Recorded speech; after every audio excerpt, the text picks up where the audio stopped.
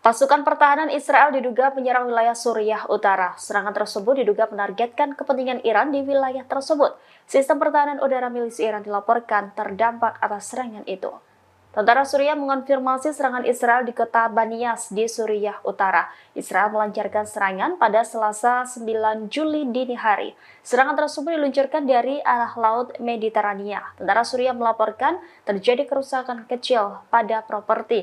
Namun demikian tidak ada korban jiwa akibat serangan ini. Sementara itu, Observatorium Suriah untuk Hak Asasi Manusia mengatakan ada 2 ledakan yang terdengar di pinggiran Banias. Adapun serangan ini terjadi setelah kedatangan 2 kapal kargo Iran Daisy di pelabuhan Latakia, Suriah. Sumber mengklaim serangan udara Israel menargetkan batalion pertahanan udara yang terkait dengan pasukan yang didukung Iran di pantai Banias.